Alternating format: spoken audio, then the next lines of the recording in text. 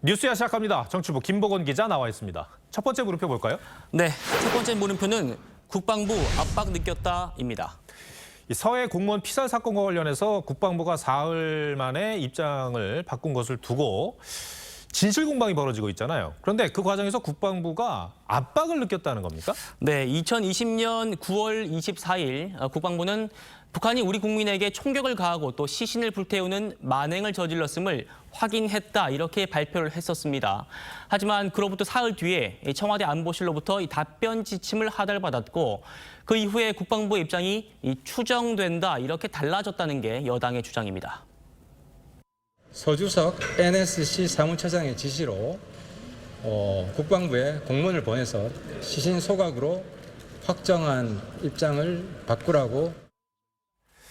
근데 하태경 의원이 언급한 서주석 전 처장은 국방부에게 입장을 바꾸라고 지시한 적이 없다고 반박을 하고 있잖아요. 누구 말이 맞는 겁니까? 네, 그래서요 저희가 국민의힘 진상규명 TF와 또 국방부의 이 비공개 회의에 참석했던 인사들을 저희가 취재를 해봤습니다. 네.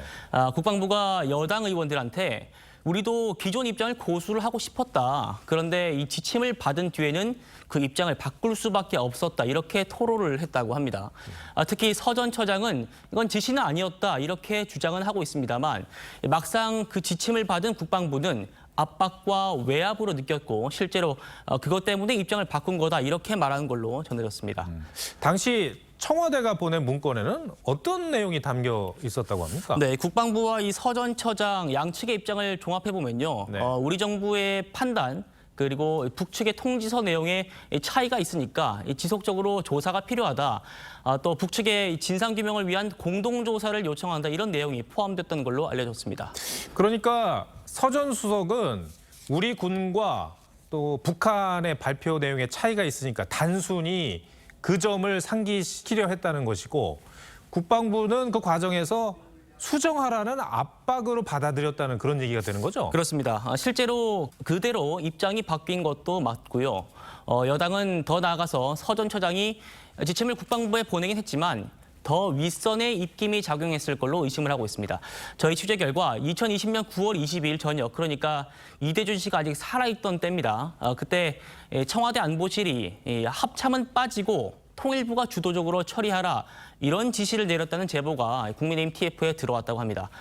사건 발생 직후에 합참이 청와대 위기관리센터에다가 월북 가능성은 낮습니다 이렇게 최초 보고를 했는데 그 보고를 받은 청와대가 합참한테 주도권을 뺏어가지고 대표적인 대북 친화론자죠. 이인영 장관이 지휘하는 통일부한테 넘겼다는 그런 겁니다.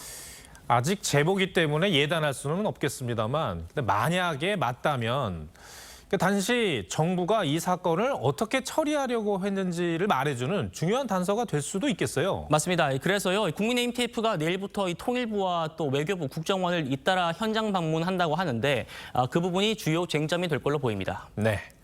첫 번째 물음표 정해볼까요? 네, 첫 번째 물음표 국방부 압박을 느꼈다의 느낌표는 실종된 영혼을 찾습니다로 준비해봤습니다. 네.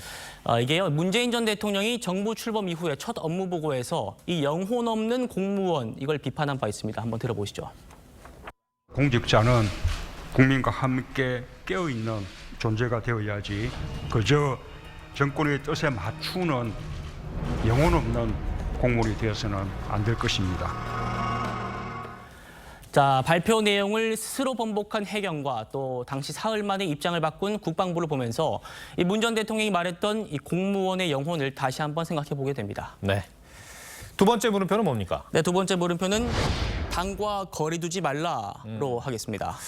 이재명 의원 그리고 김동연 경기도지사 당선인 두 사람의 사진이 보이는데 근데 저 말을 누가 누구에게 했다는 거죠? 네, 바로 이 의원의 핵심 측근으로 꼽히는 이 김영진 의원이 김 당선인에게 직접 했다고 합니다. 인사는 하고 싶은 대로 하시되 당과는 거리 두지 마시라 이렇게 말했다는 겁니다. 김 의원은 지방선거 당시에 김 당선인 캠프에서 종합상황본부장을 맡았었습니다.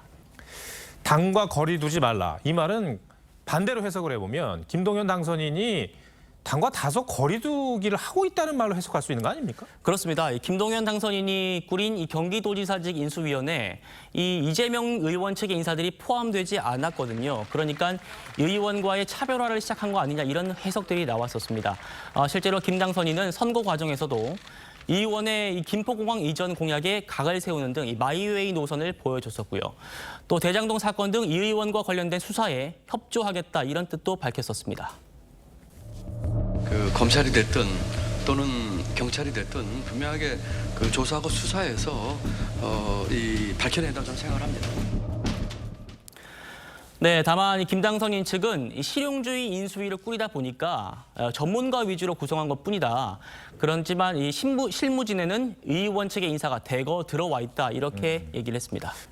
저 말을 한 김영진 의원은 뭐라고 합니까? 네, 제가 김 의원에게 전화를 걸어봤는데요.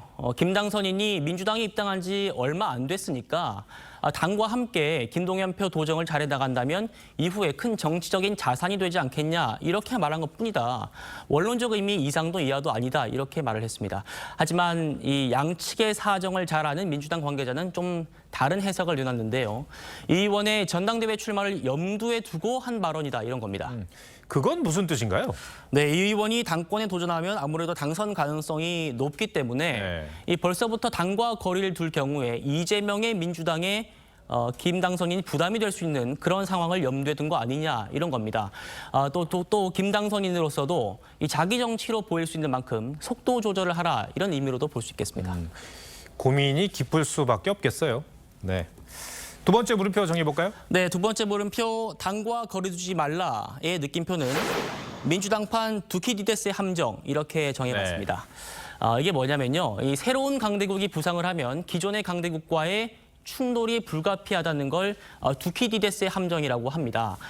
대선 후보로 나섰던 이재명 의원과 또 신승 끝에 경기지사에 당선된 김동연 당선인의 충돌, 양측은 모두 부인을 하고 있지만 결국 시간 문제라는 분석이 지배적입니다. 알겠습니다. 김보은 기자 오늘 설명 잘 들었습니다.